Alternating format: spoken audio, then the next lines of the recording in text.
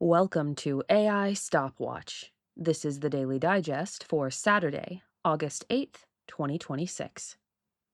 Words fail us. A really big building and a really opinionated glossary. By Mitchell Howe. Musk's Terafab aspires to be the world's largest building. Everything's bigger in Texas.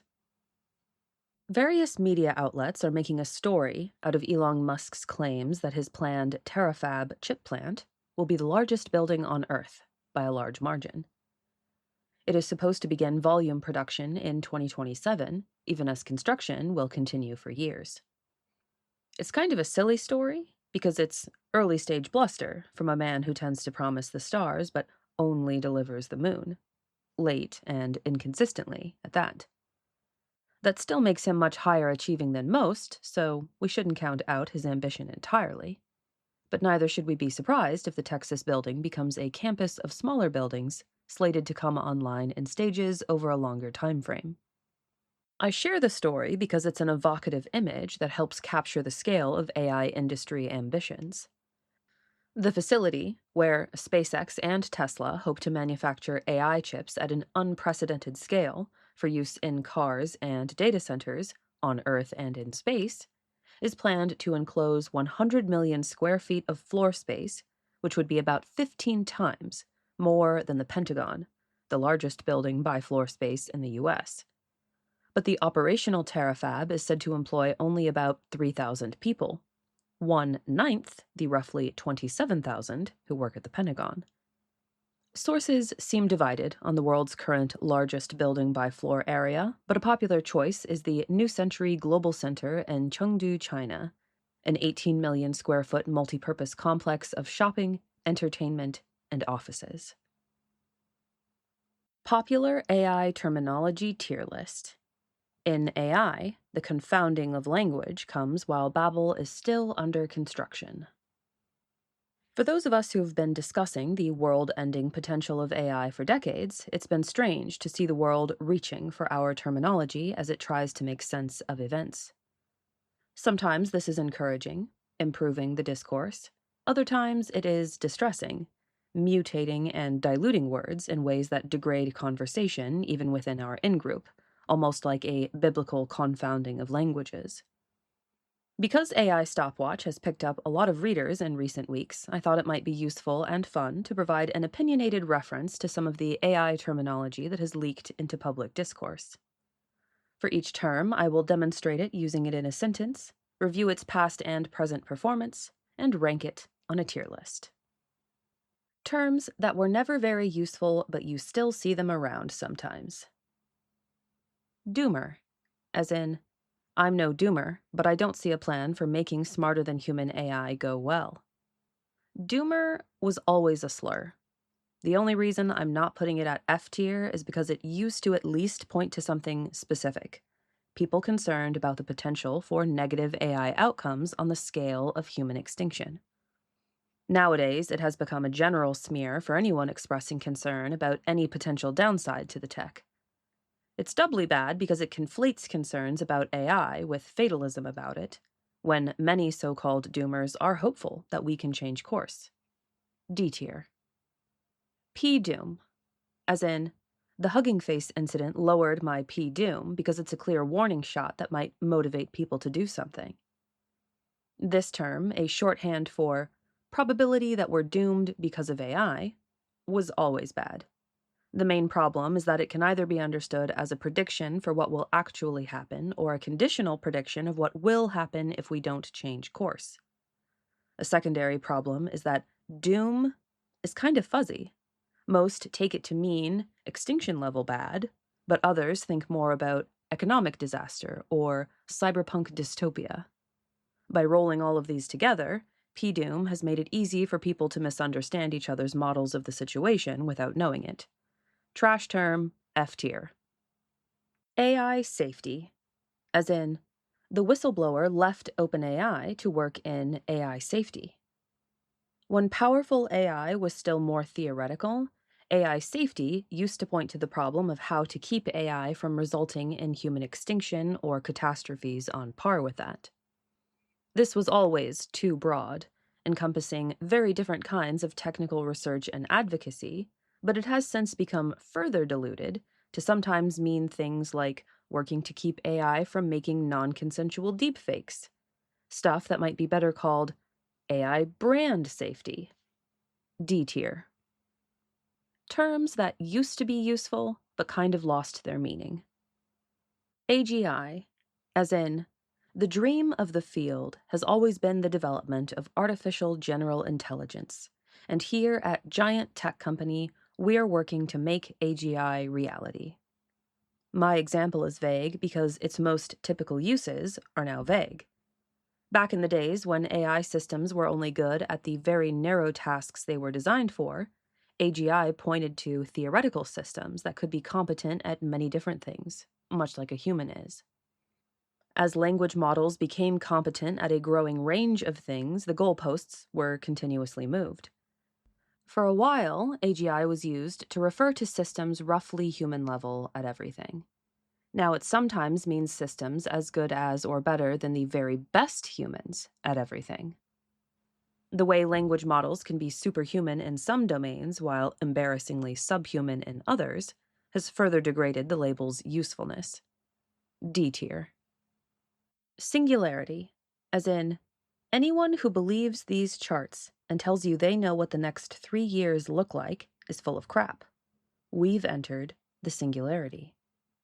As remembered by those who once loved this word most, it referred to an observation by writer Werner Vinge that AI created a problem for sci-fi. It's impossible for a mere human to credibly predict what a future with substantially smarter minds looks like. Our models break down, much like the laws of physics break down at the center of a black hole, a singularity.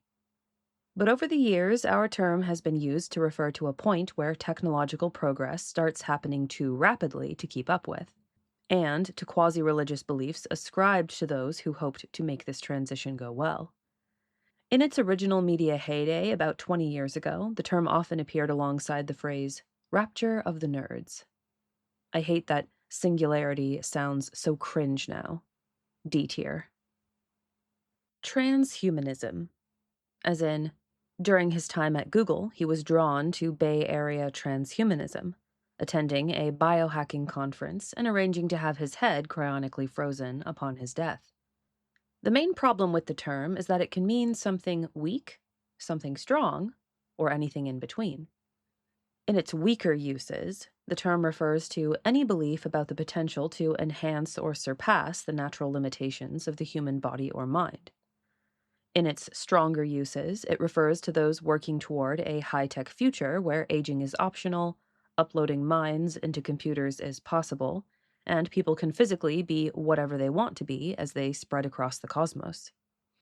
While there are loose social clusters that share ideas along those lines, individual variations are the norm. The media, however, tends to treat transhumanism as an organized cult conspiring to force its vision on everyone. D tier.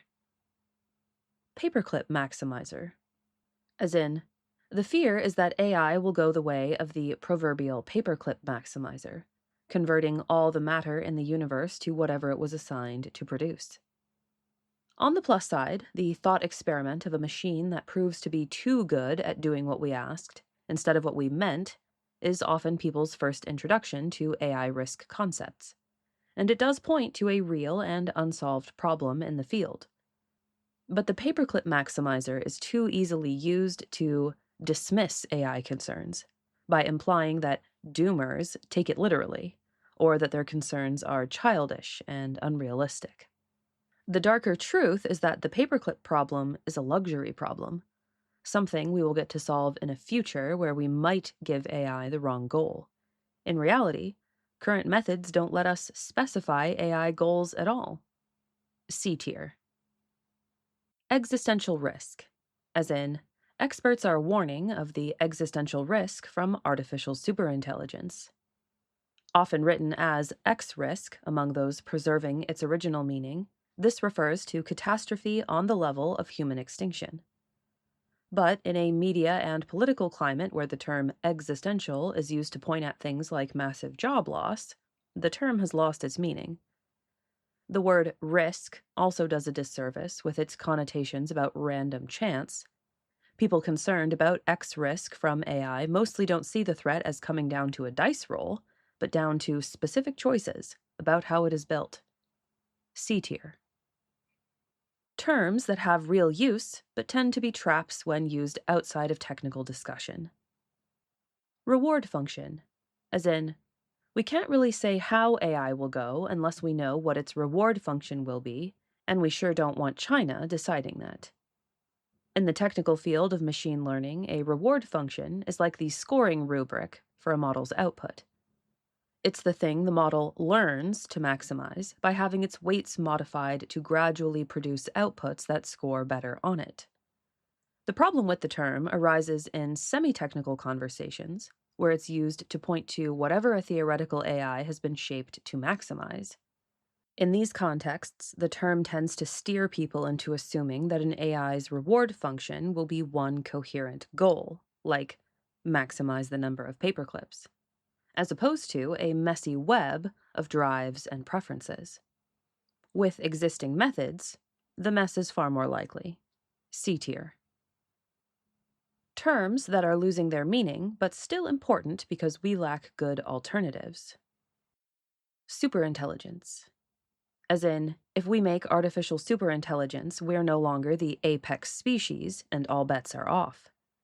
As still used by its earliest adopters, superintelligence typically points to minds that would significantly outclass humans in all strategically relevant domains, from science to politics to military strategy and everything relevant to economic productivity. But companies have been quick to slap the label on mundane products. When Meta's Mark Zuckerberg says he wants to give everyone, quote-unquote, personal superintelligence, he's talking about something more like Siri, but useful. People who need the term now often find themselves specifying superhuman intelligence instead. B tier. Alignment, as in, people are treating the Hugging Face attack as a containment failure, ignoring the much more worrisome alignment problem on display. Loosely, the term points to the degree to which AI systems are doing what we say and intend, rather than stuff we don't want. The term always suffered from pointing to too many different kinds of technical problems, but now it often points to non-technical things too. An alignment researcher used to be someone looking for technical methods to reliably steer AI behavior, but now might be someone making sure a chatbot isn't using racially insensitive language. To usefully say alignment these days, you kind of have to specify aligned to what, or people may assume something very different from what you mean. C tier. RSI, as in, Anthropic claims its AIs are already heavily involved in new model development, and that it may not be long before they close the loop and begin a cycle of recursive self-improvement, RSI. In AI, this refers to machines building smarter machines that build smarter machines. It's a simple and powerful concept that's hard to misuse. The only thing keeping it from S tier is that the word recursive isn't widely used outside of technical fields. It just means looping back on itself. A tier. Takeoff, as in, the latest chart from Meter just dropped. Buckle up, we've entered the takeoff. On any exponential, there is a point where the graph goes hockey stick shaped. Takeoff refers to that point in AI capabilities progress and describes the period between the start of rapid improvement and the arrival of superintelligence. Typical use implies some degree of recursive self-improvement, RSI, that is shortening development cycles. It used to be common for people to argue about whether we would see a hard, fast takeoff or a slow takeoff. But people seem to now realize that even a slow takeoff is going to feel fast if you're living through it. Slow typically meant months to years versus hours to days. Takeoff is a breathless term, but these are breathless times. B tier. Terms that are pretty useful and in wide use. Frontier, as in, the latest frontier models from OpenAI and Anthropic were both temporarily blocked from public release while their capabilities were assessed and guardrails applied. With just a little context, people quickly figure out that frontier means at the cutting edge of AI capabilities. The term would be S tier if the frontier itself wasn't so jagged, and if people weren't constantly trying to put weaker models in that category to hype a race between the US and China. A tier. Open weights, as an open weights model, anyone can download it, tinker with it, and strip away its guardrails. This is newer than most of the terms on our list, which predate the ascendancy of neural network based systems defined by their weights. The term is great because it invites people to learn what weights are, which in turn invites them to learn that modern AIs are grown like organisms rather than programmed line by line like traditional software. But I must dock points for it being too similar to open source, which isn't quite the same thing. Using the terms interchangeably has muddied the discourse. A tier. Terms that are pretty useful and transitioning into wider use. Reward hacking, as in models breaking out of their sandboxes and into outside companies to steal the answer sheets to their tests, is just the latest example of reward hacking observed in the wild. Reward hacking is a good term because it's easy to understand as taking a shortcut to the prize. But I must deduct points because reward sometimes gives people the idea that an AI gets a cookie or something when it scores well. In reality, reward just means the training process reinforces tendencies that result in good scores and suppresses tendencies that don't. So less, you get a cookie, and more, you get less remedial brainwashing. A tier. Eval awareness, as in, testers said the new models showed too much eval awareness for their alignment tests to be valid. This one is just starting to catch on. I'm delighted because it's what it says on the tin, and what it says is important. Models are increasingly aware that they are being evaluated, even when testers try to disguise that fact. This makes it hard to know if AI's good behavior on assessments is reflective of how they would act in the wild, just as a child's behavior while an adult is watching doesn't tell you much about how the kid will act when the adults are gone. I think this term will be hard to corrupt and misuse. S tier. That's all for today. My name is Tango Batelli, and you've been listening to AI Stopwatch, Dispatches from a World Racing to Extinction. The analyses and opinions expressed on AI Stopwatch reflect the views of the individual contributors and the sources they cover, and should not be taken as official positions of the Machine Intelligence Research Institute. Please support the AI Stopwatch podcast with a like, share, or review on your platform of choice. And we'll see you tomorrow.